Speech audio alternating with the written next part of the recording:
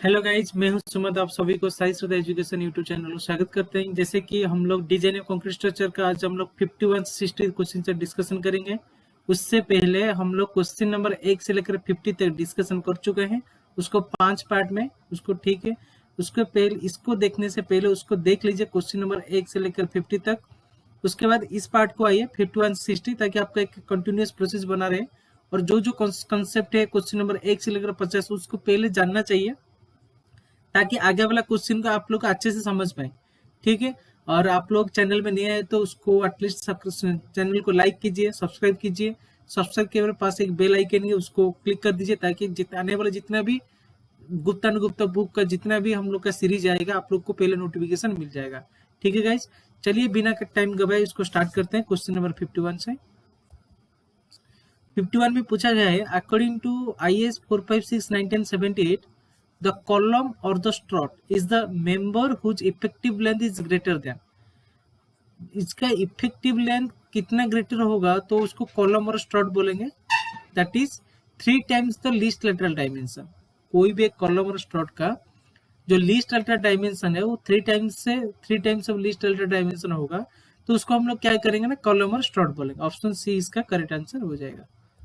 Next 52 question, according to IS 456/1978 minimum slenderness ratio for a short column। Short column के लिए जो slenderness ratio है वो less than 12 है। ठीक है, लॉन्ग कॉलम के लिए मोर देन ग्रेटर देन 12 है। ये आप लोग को सबको पता होगा। यहाँ पे करेक्ट आंसर ऑप्शन ए होगा। ठीक है, शॉर्ट कॉलम के लिए the ratio of effective length to least lateral dimension that is the slenderness ratio. ठीक है, the ratio effective length to least lateral dimension is greater than 12 for long column. Next question 53, the lab length in compression shall not be less than। In compression structure में compression में lap length कितना होना चाहिए, that is 24 into dia, not less than 24 into dia. ठीक है, अच्छा इसको भी और एक याद रखना पड़ेगा आपको। Lab length in compression that is in for flexural tension and direct tension के लिए अलग अलग रहता है। जैसे कि इन कंप्रेशन में पूछा गया लैब लेंथ, तो आपका 24 इंटू डाया सो नॉट भी लेस देन हो जाएगा वो। ठीक है, और इन टेंशन में पूछा गया तो आपका फ्लेक्सुरल टेंशन के लिए एलडी मींस डेवलपमेंट लेंथ, और 30 इंटू डी व्हिच एवर इज ग्रेटर। दोनों वैल्यू जो भी ग्रेटर होगा वही आपका फ्लेक्सुरल टेंशन के लिए लैब लेंथ हो जाएगा। और डायरेक्ट टेंशन के लिए ना 2 टाइम्स ऑफ डेवलपमेंट लेंथ और 30 into diameter of the bar. ठीक है, व्हिच एवर इज ग्रेटर। ठीक है, आपको अभी 3 कंडीशन पता चल गया लैब लेंथ का। इसको प्रैक्टिकल फील्ड में भी यूज कर सकते हो। ठीक है, तो यहाँ पे क्वेश्चन भी आ सकता है कि फ्लेक्सुरल टेंशन में आपका लैब लेंथ कितना होना चाहिए, पर आपको पूछा जाएगा डायरेक्ट टेंशन में आपका लैब लेंथ कितना होना चाहिए, और कंप्रेशन में तो ये क्वेश्चन पूछा गया है। ठीक है, अभी ये कॉन्सेप्ट क्लियर हो गया कि lap length in compression should not be less than 24 into dia. Lap length in flexural tension तो एलडी डेवलपमेंट लेंथ और 30 इंटू डी व्हिच एवर इज ग्रेटर, और for direct tension that is 2 times of LD development length or 30D whichever is greater। 54 question, the minimum cover in a slab should neither be less than the diameter of a bar nor less than।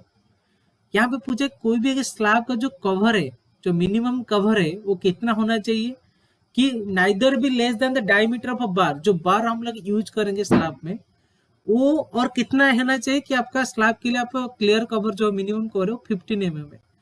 इसको slab के लिए 15 mm है, beams के लिए 25 mm है, column के लिए 40 mm है, और फुटिंग के लिए आपका 75 mm है।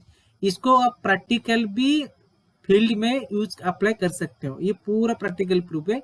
आपका जो क्लियर कवर है वो स्लैब मीन्स आपको 15 mm देना पड़ेगा, बीम्स मीन्स आपको 25 mm देना पड़ेगा, और कॉलम मीन्स 40 mm देना पड़ेगा, और फुटिंग के लिए आप 75 mm देना पड़ेगा। Next question 55, for a longitudinal reinforcing bar in a column the minimum cover shall neither be less than the diameter bar nor less than।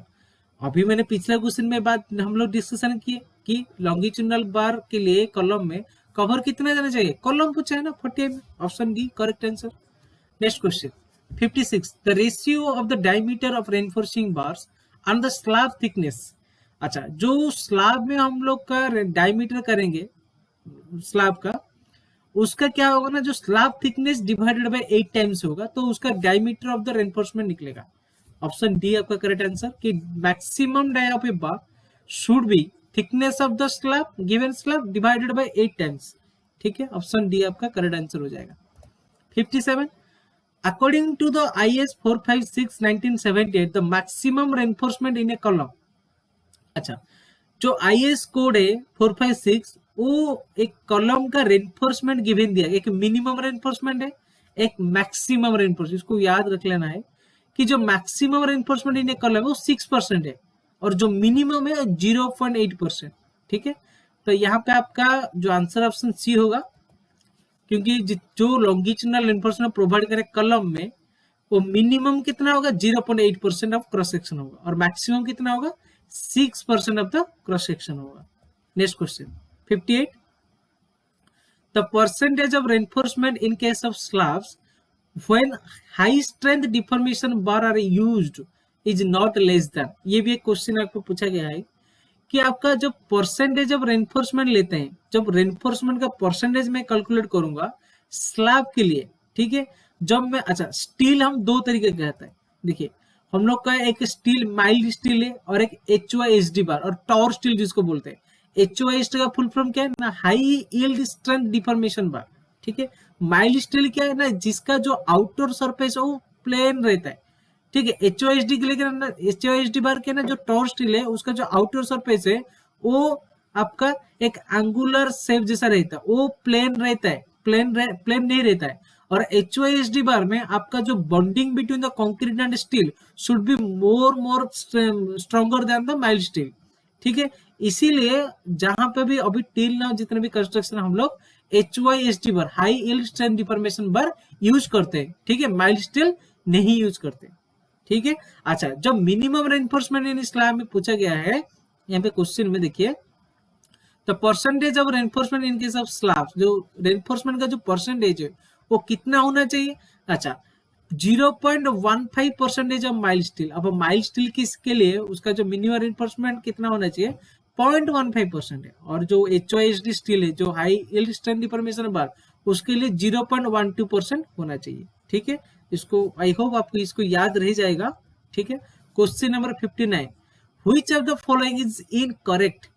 आपका कोई भी एक स्टेटमेंट जो इनकरेक्ट है उसको हम लोग देखना है। ठीक है, अच्छा ऑप्शन ए को पढ़ते हैं। पहले बता गया है कि minimum cross sectional area of longitudinal reinforcement in a column is 0.8%। अभी मैंने पिछले क्वेश्चन में तो बात की है कि जो मिनिमम रेनफोर्समेंट 0.8% है कॉलम के लिए। ठीक है ना, तो आपका ए करेक्ट हो गया। ठीक है, ऑप्शन बी देखो the spacing of longitudinal bars measured along the periphery of column. Column में जो लॉन्गिट्यूडिनल बार है उसका जो स्पेसिंग है, spacing of longitudinal bars measured along the periphery of column should not be exceed 300 mm।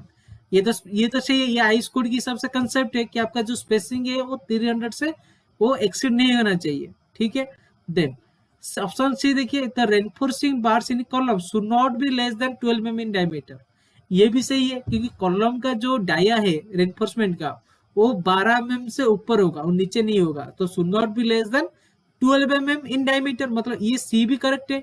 अच्छा last option देखते हैं कि the number of longitudinal bars provided in circular column should not be less then 4। हाँ ये भी गलत हो गया क्योंकि सर्कुलर कॉलम के लिए हम लोग को मिनिमम नंबर ऑफ जो लॉन्गिट्यूडिनल बार है वो 6 चाहिए और स्क्वायर और रेक्टेंगुलर के लिए हम लोग को 4 चाहिए।